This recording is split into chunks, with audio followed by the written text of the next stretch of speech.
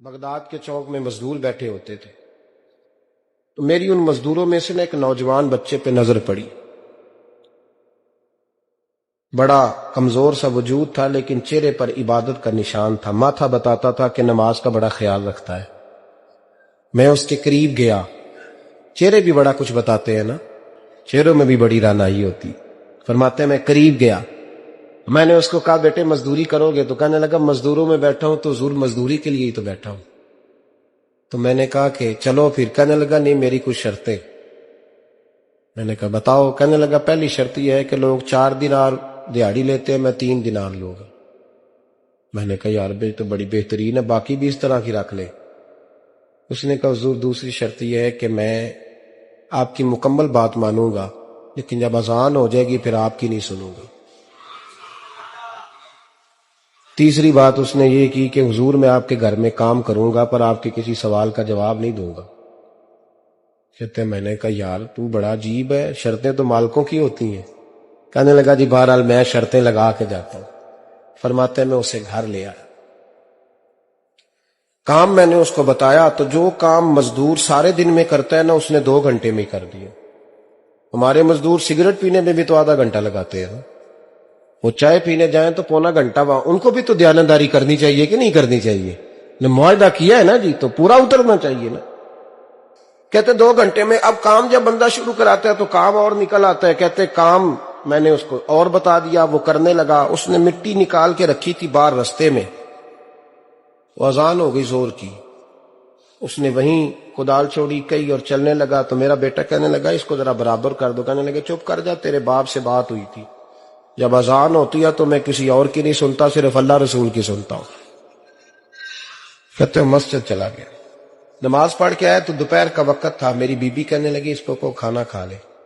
کہتے ہم نے کہا کھانا کھا لو. تو کہنے لگا میں نے روزہ رکھا ہوں. رمضان بھی نہیں تھا, نفلی روزہ رکھا ہوں. فرماتے ہیں شام ہوئی, میں نے 3 دینار دیے. تو میں نے کہا تیرا نام کیا ہے؟ کہنے لگا میں نے آپ سے کہا تھا میں کسی سوال کا جواب نہیں دوں گا.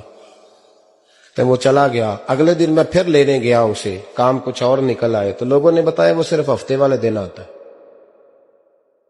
میں نے کہا کیوں؟ کہنے لگے جی وہ کہتا ہے میرا ہفتے کا خرچہ 3 دینار ہے, جب 3 دینار کما لیتا ہوں تو باقی سارا ٹائم اللہ رسول کی ذکر میں گزار دیا کرتا ہوں.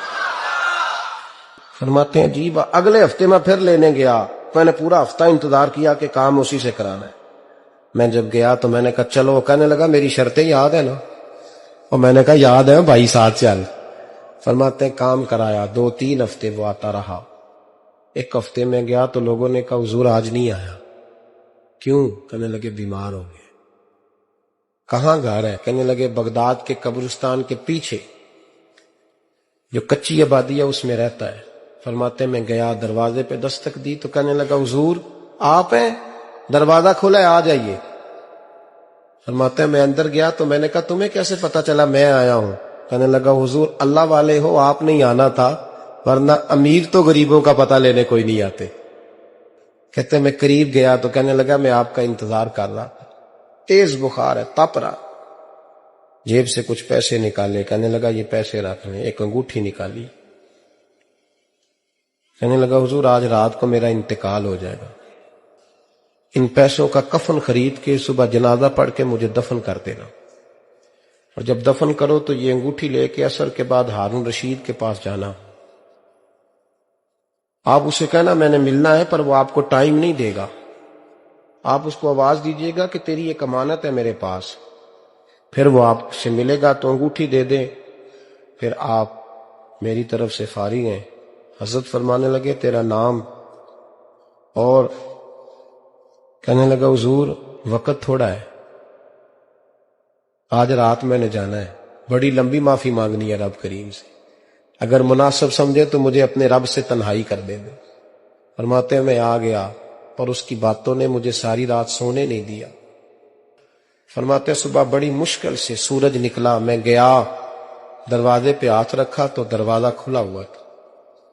اندر داخل ہوا تو خوشبوئیں میرا استقبال کر رہی تھی. جب چہرے سے کپڑا ہٹایا تو اس کا تو انتقال ہو چکا, انتقال ہو چکا. ایسے جیسے کسی کا دیدار کر کے سویا. کہتے میں تو 2 آدمی لے گیا تھا جنازے پہ، پر پتہ نہیں دنیا کدھر کدھر سے آئی، کہاں کہاں سے اکھاں جدوں میٹیاں زمانہ مینوں روے گا، اپنا تے اپنا بیگانہ مینوں روے گا۔ فرماتے ہیں میں تو 2 بندے لے گیا تھا، پر پتہ نہیں مخلوق کہاں کہاں سے آئی۔ جنازہ پڑا، دفن کیا۔ ہارون رشید کے پاس میں عصر کے بعد گیا، میں نے بلانا چاہا پر بادشاہ تھا، میری طرف دیکھا ہی نہیں۔ میں نے اس کو کہا تیری ایک امانت میرے پاس ہے۔ فرماتے ہیں وہ مجھے کونے پہ لے گیا، کیا بات ہے، کمرے میں بلایا، میں نے انگوٹھی دی۔ ہارون رشید تو چیخے مارنے لگا، کہنے لگا انگوٹھی والا کہاں ہے؟ میں نے کہا وہ تو انتقال کر گیا۔ کہنے لگا مجھے قبر پہ لے چل۔ کہتے میں قبر پہ لایا تو وہ لیٹ گیا، تڑپ کے رونے لگا۔ میں نے کہا میرا کلیجہ پھٹ جائے گا، نہ اس نے کچھ بتایا نہ تو نے بتایا، یہ کون تھا؟ تو ہارون رشید کہنے لگا یہ میرا بیٹا تھا۔ میں نے کہا تیرا بیٹا اور مزدور؟ کہنے لگا حضور یہ حضرت داؤد تائی کے پاس بیٹھا کرتا تھا، ان کا مرید تھا، مجھے روز کہتا تھا ابا تو نے بڑی دنیا اکٹھی کر لی ہے، مرتے وقت تجھ سے ٹانگیں سمیٹی نہیں جائیں گی، اتنا حساب نہیں تو دے سکے گا۔ میں اس کو سمجھا دیتا، اس کی اماں سمجھا دیتی۔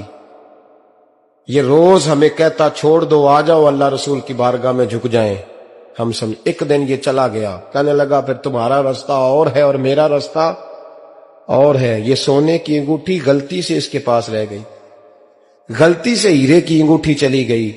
کہنے لگا دیکھو میرے بیٹے نے آج وہ بھی واپس کر دی ہے۔ پھر تڑپ کے کہنے لگا ہارون رشید تھا تو یہ میرا بیٹا، پر میرا مرشد نکلا، میرا پیر نکلا۔ بھائی زندگی تو بڑی تھوڑی ہے نا۔ بابا صاحب نے کہا تھا اٹھ فریدہ ستیا، اور داڑھی آ گیا پور، اگا لیڑے آ گئے، پچھا رہ گیا دور۔